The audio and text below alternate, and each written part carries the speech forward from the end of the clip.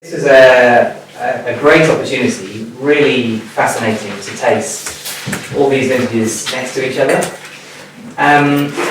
The thing I really appreciated about this was how different the styles were from, and varying throughout all the vintages.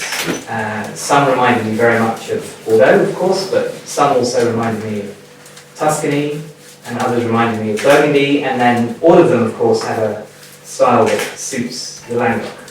So that meant that I liked my favourite wines for very different reasons, because some appealed to me for one particular style and others for something very different. And also the wines which I liked the least, were for very many different reasons. And so the diversity that that expresses, I think, is a really honest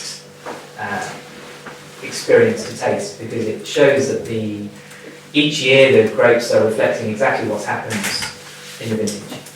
So the question, I think, is there something very recognizable every year about Daumas Gassac? This is an interesting question for me, because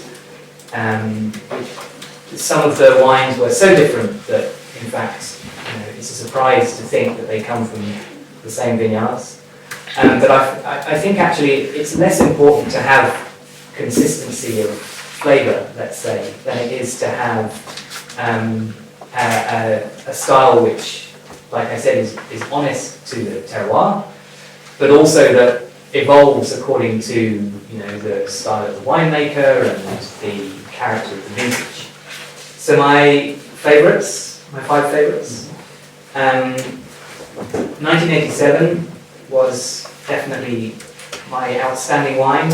I felt like this had everything that I love about wine, and it was very complete. It showed me all of the qualities of the vintages that I liked elsewhere, but seemed to bring it together.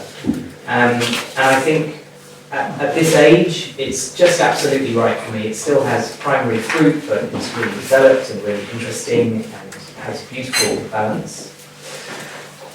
Then the next was 2000. 2000 and 1992 were very, very close. But then, for very different reasons. I thought the 2000 was really substantial. I felt it was much more powerful than many of the other vintages, whereas the 1992 was much softer and more earthy and had a very exotic nose, lots of unusual esoteric flavours.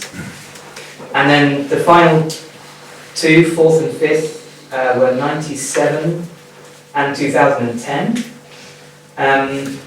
The 97 for similar reasons to the 2000, actually. I liked the power of it. And I felt it was concentrated but not overwhelming. And the 2010, the first four vintages actually are so difficult I find them very difficult to assess at such a young age, because you can see where they could go, but they could go in so many different directions. But it was the 2010 for me which I felt had the most intrigue at this age. And actually this was the one that I thought reminded me more of a Tuscan style Cabernet, which I mean is a great compliment, by the way.